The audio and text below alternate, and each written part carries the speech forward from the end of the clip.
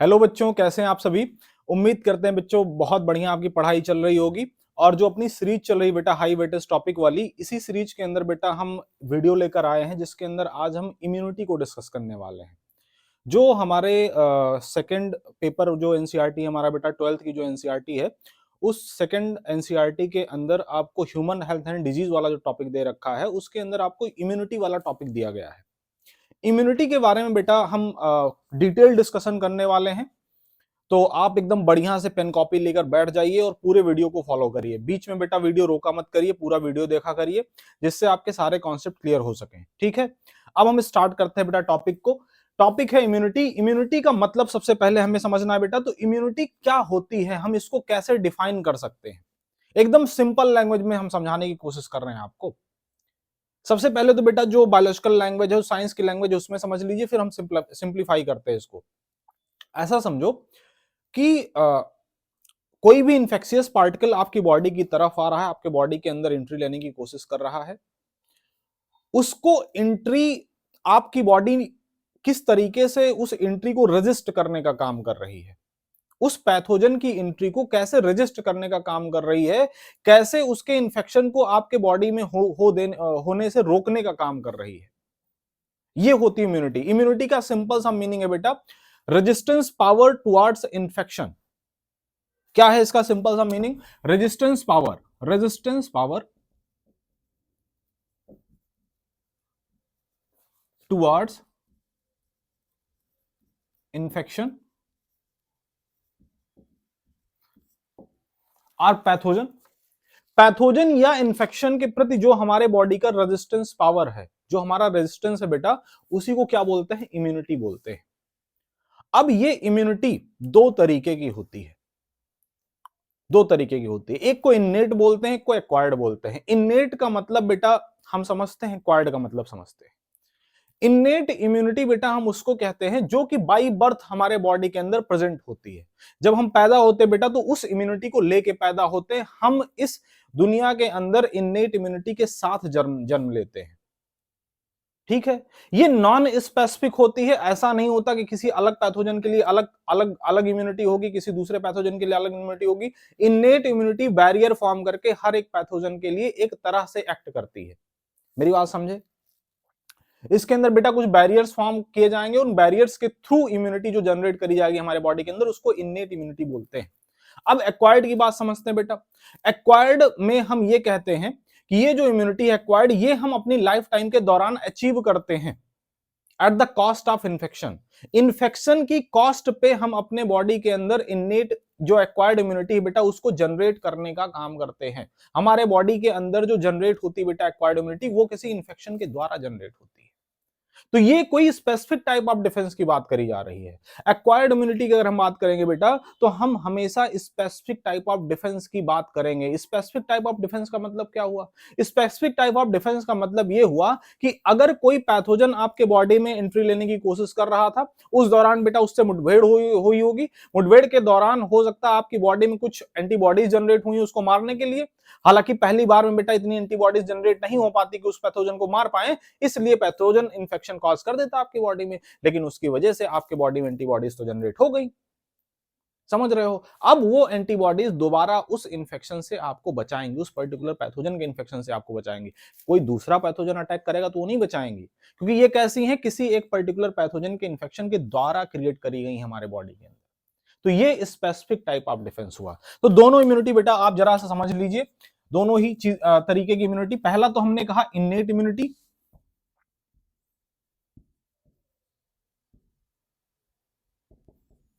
और दूसरी बात हमने करी बेटा acquired immunity. Acquired immunity,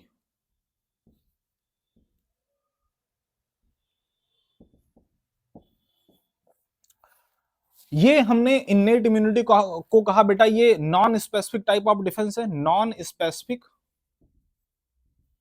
type of defence है। This is specific type of defence. Acquired immunity specific type of defence है।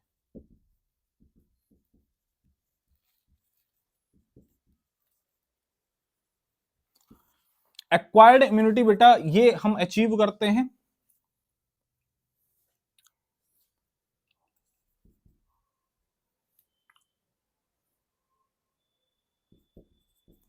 इट इज एक्वायर्ड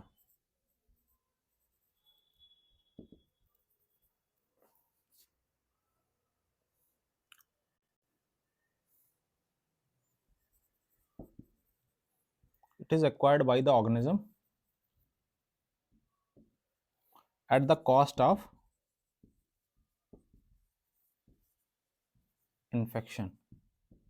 इन्फेक्शन की कॉस्ट पे हमारे बॉडी के अंदर बेटा ये इम्यूनिटी जनरेट करी जाती है, ठीक है। अब इननेट इम्यूनिटी क्या है बेटा? Present by birth, it is present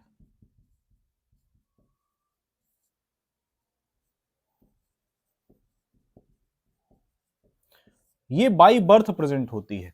ये non specific type of defence है, बाय बर्थ प्रेजेंट होती है। इसके बारे में हमने कहा स्पेसिफिक टाइप ऑफ डिफेंस है, it is acquired by the organism at the cost of infection, है ना, ड्यूरिंग देयर लाइफ,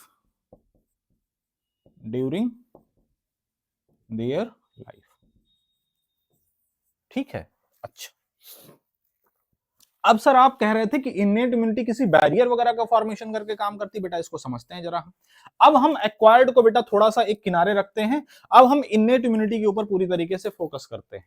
किसके ऊपर फोकस करते हैं? इननेट इम्यूनिटी को पूरी तरीके से समझ लेते हैं। इननेट इम्यूनिटी के बारे में हमने कहा बेटा ये बाय बर्थ प्रेजेंट होती है, मतलब जब आप पैदा होते हो तो इननेट इम्यूनिटी लेके पैदा होते हो। ये non specific type of defence है, ये बर्थ के टाइम से प्रेजेंट होता है। अब जरा समझिए, हमने कहा ये एक्ट करती है बैरियर फॉर्म करके, है ना। बैरियर कौन कौन से हो सकते हैं बेटा? 4 बैरियर्स, है ना, 4 type of barrier, 4 types of barrier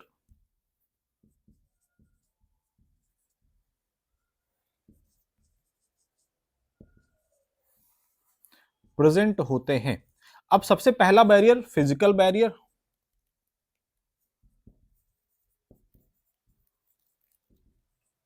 physiological barrier,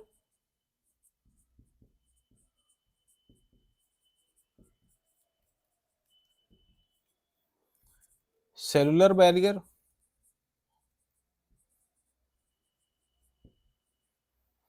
और साइटोकाइनिन बैरियर।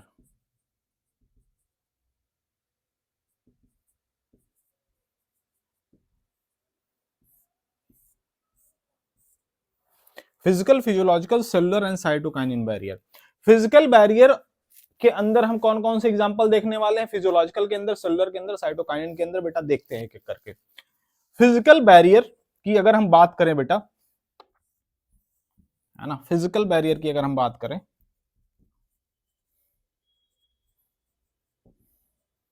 फिजिकल बैरियर की अगर हम बात करें तो इसके अंदर बेटा 2 एग्जांपल आपकी बुक के अंदर दिए गए हैं।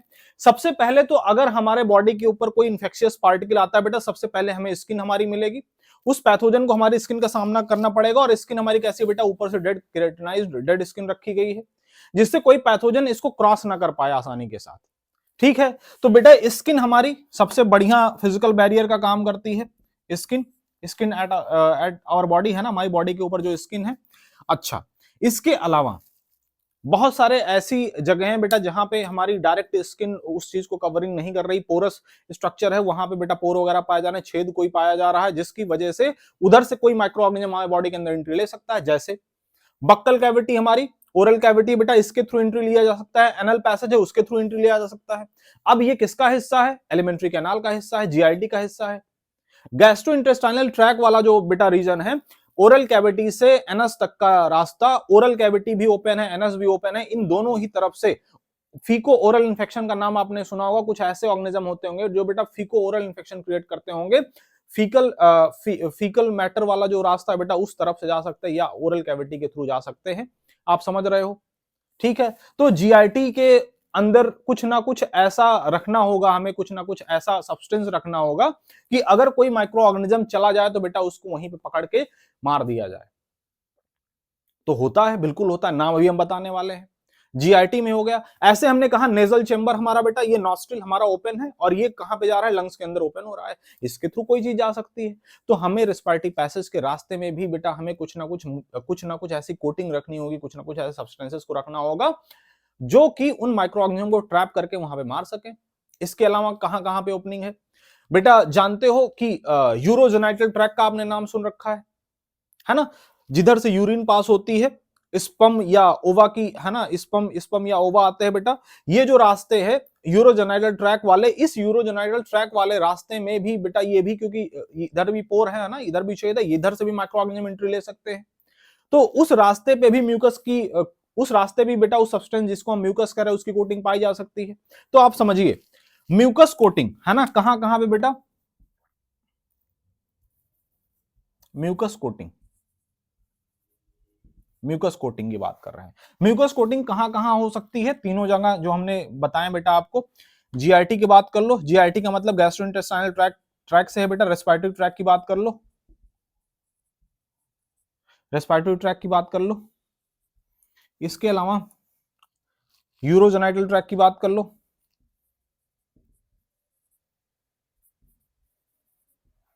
है ना। ये जितने भी रास्ते हैं बेटा, इन रास्तों पे म्यूकस की कोटिंग कर दी जाती है पूरे पूरे रास्ते पे, जिससे कोई माइक्रो ऑर्गेनिज्म अगर जीआईटी के थ्रू आपके बॉडी में एंट्री लेने की कोशिश करे, बक्कल कैविटी या फिर या एनएस के थ्रू करने की कोशिश करे, रेस्पिरेटरी ट्रैक के थ्रू कोशिश करे, या यूरोजेनाइटल ट्रैक के थ्रू कोशिश करे, उसको वहीं पकड़ के मार दिया जाए। म्यूकस क्या करता है बेटा, उन माइक्रो ऑर्गेनिज्म को चिपका लेता है, चिपकाने के बाद में मार देता है उनको। तो फिजिकल बैरियर में बेटा स्किन और म्यूकस कोटिंग की बात करी गई। इसके बाद में फिजियोलॉजिकल बैरियर की बात करते हैं। किसकी बेटा, फिजियोलॉजिकल बैरियर की। हमें बेटा ऐसा करना होगा, ये एक्वायर्ड इम्यूनिटी को भी थोड़े टाइम के लिए मिटाना होगा, ठीक है। चलो हम बात करते हैं फिजियोलॉजिकल बैरियर। फिजिकल बैरियर आप देख चुके हो बेटा, इसके ऊपर हम फिजियोलॉजिकल बैरियर की बात कर लेते हैं बेटा। इसको हम मिटा सकते हैं, आप लोग नोट कर चुके होंगे।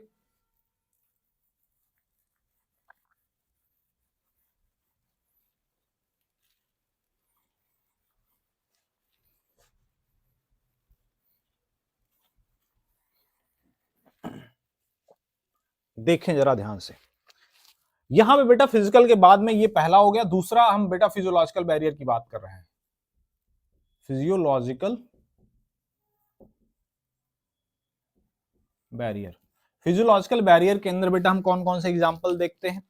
फिजियोलॉजिकल बैरियर में बेटा जो एसिड हमारे स्टमक के अंदर सिक्रीट हो रहा है, बक्कल कैविटी के अंदर जो म्यूकस, सॉरी बक्कल कैविटी के अंदर जो स्लाइवा का सिक्रीशन हो रहा है, टीयर्स जो आईज के अंदर प्रोड्यूस हो रही बेटा, है ना, ये सारे ही एक तरीके से माइक्रोबियल रेजिस्टेंस इन्वायरमेंट क्रिएट करते हैं, माइक्रोबियल फ्री इन्वायरमेंट क्रिएट करने की कोशिश करते हैं हमारे बॉडी के अंदर।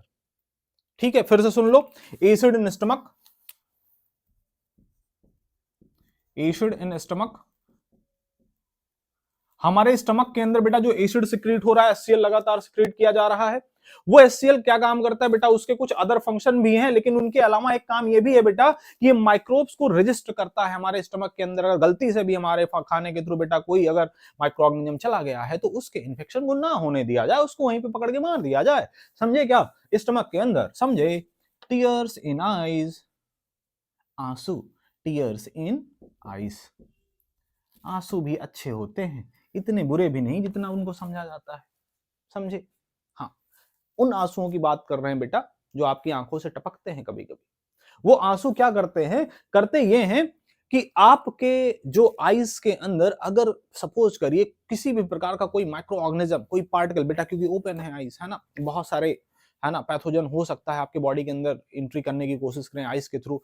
तो जब टीयर्स हमारी आईज में आता है, इसीलिए देखते होगे जब जैसे ही आपके आंख में कोई भी, जैसे जैसे धूल का कण हो गया, या मान लीजिए, है ना, उड़ता हुआ कोई, है ना, कोई छोटा सा, मतलब, है ना, कोई ऑर्गेनिज्म आपके बॉडी से टकरा गया, है ना, बाइक वगैरह चलाते होगे, जाहिर सी बात है ना, कहीं कई बार आपके आपके साथ ऐसा हुआ होगा कि आंखों में कुछ पड़ गया, है ना, हल्का सा कीड़ा छोटा वाला, तो आपकी आंखें तुरंत भर आती हैं। वो जो आंसू निकल रहे हैं बेटा, वो आंसू एक डिफेंस मैकेनिज्म की तरह काम करते हैं हमारे बॉडी में। आईज के अंदर जरा सा भी कोई इंफेक्शन ना होने पाए, उसको इंश्योर करने का काम करते हैं। टीयर्स जब निकलते हैं तो माइक्रो ऑर्गेनिज्म को निकाल के बाहर करने की कोशिश करते हैं, उसको न्यूट्रलाइज कर देते हैं, ठीक है। अच्छा, इसके अलावा स्लाइवा इन माउथ,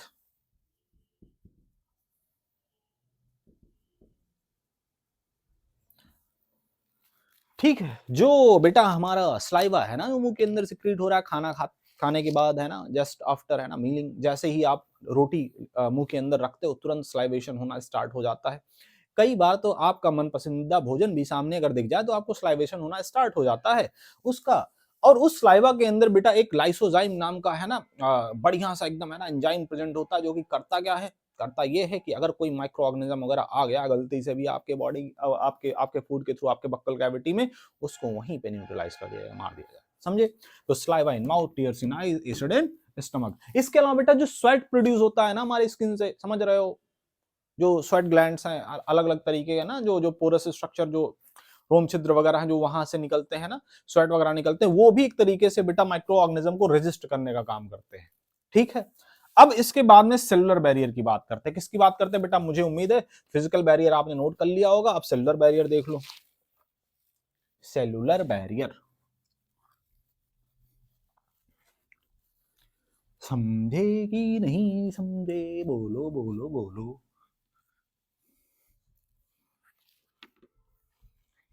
अच्छा यार ये बताओ, तुम लोग पुराने वीडियोस देख रहे हो नहीं भैया? हैं? देखा ओखा करो यार, बड़े फायदे की चीज है, बड़ा मेहनत लगता है बनाने में बबुआ, तुम लोग देखते नहीं हो, हमें बहुत बुरा लगता है, हैं? ऐसे देखा ओखा करो, समझे? तुम ही लोगों से कह रहे हैं जो रजाई के अंदर बैठे हुए देखते हो तो नहीं हो, है ना? देखा करो बेटा, है ना, आपके फायदे की चीज है। और जो ये सीरीज चल रही ना अपनी हाई वेटेज वाली, जरूर इसको फॉलो करें। जितने भी वीडियोस हैं, अभी इसमें लाइक ऑपरान पड़ चुका है, इसके अंदर ग्रोथ मॉडल पड़ चुका है, इसके अंदर लैटिट्यूडनल ग्रेडियंट के अंदर कैसे मतलब है ना वो जो बायोडाइवर्सिटी का पैटर्न हमने बता रखा है, स्पीसीज एरिया रिलेशनशिप वाला पड़ चुका है ना? ये वीडियो आपके सामने आ ही गया इम्यूनिटी वाला, है ना? देखो सेलुलर बैरियर,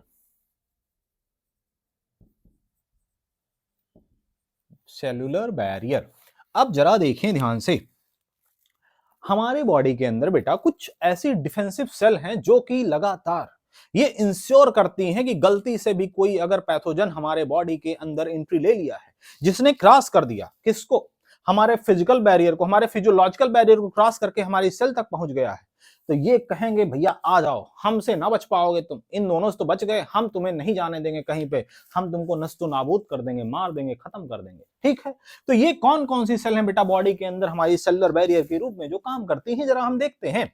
तो बेटा एक तरीके से हम आपको बताना चाहते हैं कि हमारे बॉडी की जो डिफेंस मैकेनिज्म फॉर्म करने वाली सबसे बढ़िया सी सेल है बेटा, उसको डब्ल्यूबीसी बोलते हैं, जानते हो क्या? जानते हो क्या?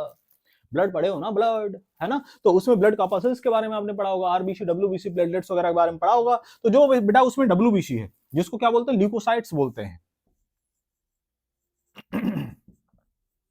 ये जो ल्यूकोसाइट्स हैं बेटा, ये डिफेंस मैकेनिज्म फॉर्म करने का काम करती है हमारी बॉडी के अंदर।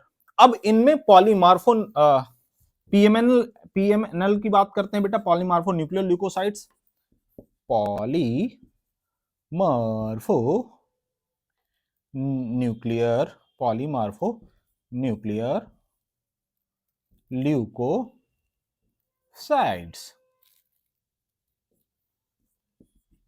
ठीक है, इसमें न्यूट्रोफिल्स का नाम ले लो, न्यूट्रोफिल्स, है ना? ठीक है, अगर हम बेटा नॉर्मल इनके अलावा, पॉलीमार्फो के अलावा अगर हम बात करना चाहें तो मोनोसाइट के बारे में आपने सुन रखा है, मोनोसाइट्स। इनके अलावा बेटा नेचुरल किलर सेल, है ना? इनके अलावा मोनोसाइट्स के अलावा नेचुरल किलर सेल,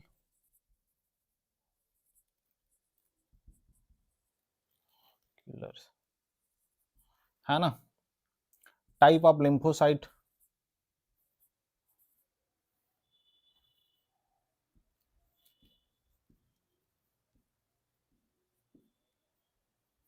इनकी बात कर सकते हैं, है ना? ये सब हमारे बॉडी के सेलुलर बैरियर बनाने का काम करते हैं बेटा। ये तो सेल्स के अंदर हो गए।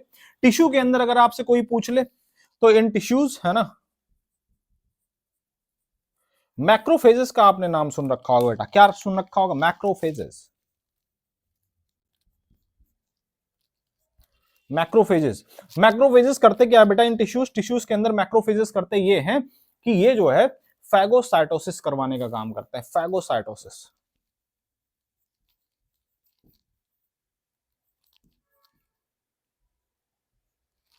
फैगोसाइटोसिस का काम करते हैं, है ना? फैगोसाइटोसिस करते हैं और डिस्ट्रॉय कर देते हैं, डिस्ट्रॉय कर देते हैं, डिस्ट्रॉय कर देते हैं किसी भी प्रकार के पैथोजन को डिस्ट्रॉय करने का काम करते हैं। समझे क्या कि नहीं समझे? अच्छा, अब देखो जरा ध्यान से, ये बेटा फिजिकल बैरियर हो गया, फिजियोलॉजिकल बैरियर हो गया, सेलुलर बैरियर हो गया।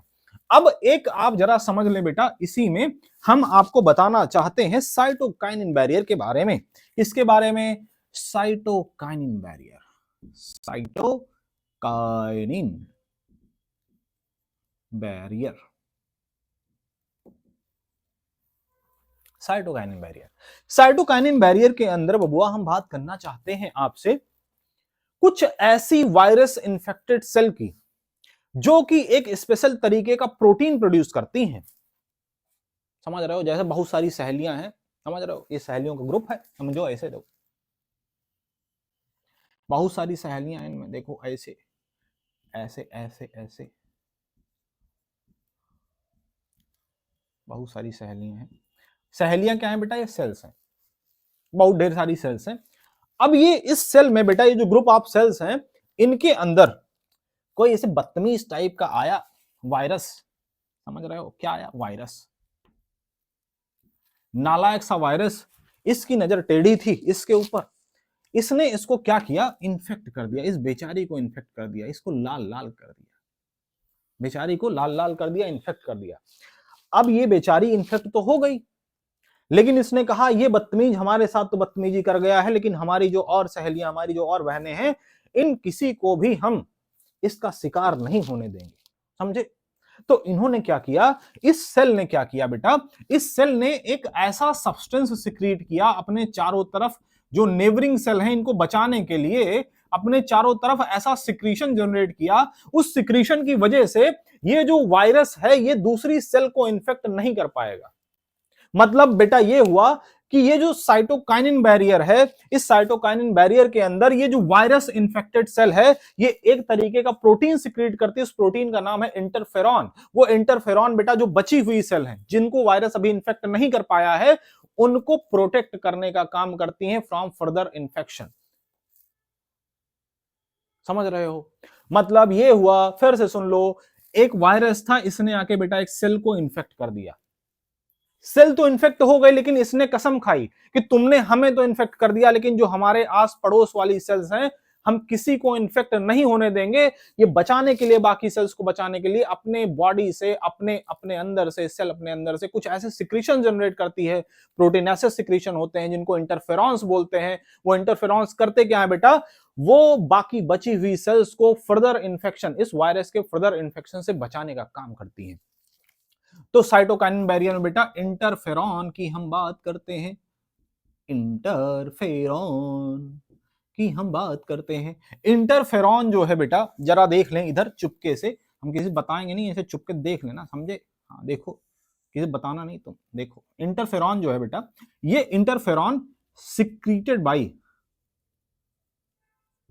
ये क्या है बेटा? इंटरफेरॉन एक तरीके का प्रोटीन है, इज अ प्रोटीन, एक तरीके का प्रोटीन है। It is secreted by virus infected cell, virus infected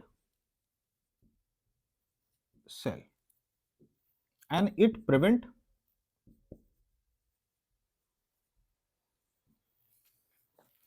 neighboring cell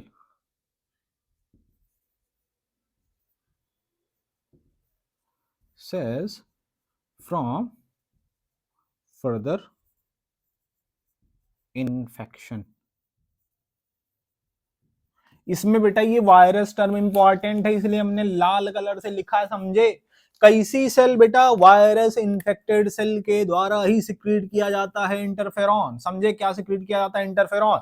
interferon क्या एक तरीके का प्रोटीन है, किसके द्वारा सिक्रीट किया? वायरस इन्फेक्टेड सेल के द्वारा सिक्रीट किया। किसको प्रिवेंट कर रहा है? नेबरिंग सेल को प्रिवेंट कर रहा है। किससे इन्फेक्ट प्रिवेंट कर रहा है? फर्दर इन्फेक्शन से। किसके इन्फेक्शन से? वायरस के इन्फेक्शन से। समझे बबुआ? उम्मीद करते हैं लेक्चर बहुत जोरदार लगा होगा। अगर लगा है तो कमेंट के अंदर एकदम भर देना, लिख देना, जितना मन करे तबाही मचा देना, समझे? हाँ, तो ये थोड़ा सा रहा लेक्चर बेटा आपका।